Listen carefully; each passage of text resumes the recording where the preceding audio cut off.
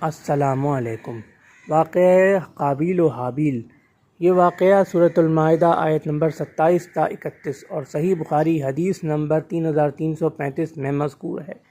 یہ واقعہ کچھ یوں ہے کہ اللہ تعالیٰ فرماتا ہے کہ حضرت آدم علیہ السلام کے دو بیٹوں نے قربانی پیش کی، ایک کی قبول ہو گئی اور ایک کی قبول نہیں ہوئی۔ تو جس کی قبول نہیں ہوئی اس نے دوسرے سے کہا کہ میں تمہیں قتل کر دوں گا۔ تو جس کی قبول ہو گئی تھی اس نے کہا اللہ تعالیٰ اسے پرہیزگاروں کی قربانی قبول فرماتا ہے، لیکن پھر بھی اگر آپ مجھے قتل کرنا چاہتے ہیں تو میں آپ کو قتل کرنے کی کوشش نہیں کروں گا۔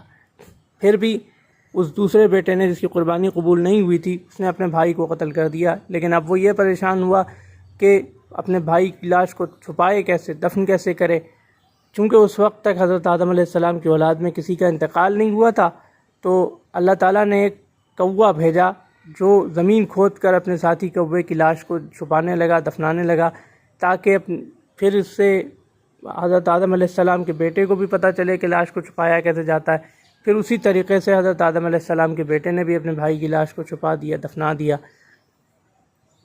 اس کے بعد حدیث شریف میں اس واقعے کے متعلق حدیث شریف میں صحیح بخاری حدیث نمبر 3335 میں ارشاد ہے کہ جو بھی قتل ہوتا ہے اس کے گناہ کا ایک حصہ حضرت آدم علیہ السلام کے قاتل بیٹے کو بھی ملتا ہے۔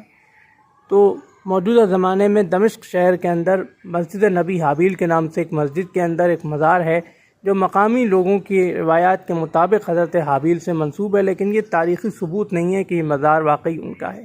اللہ حافظ۔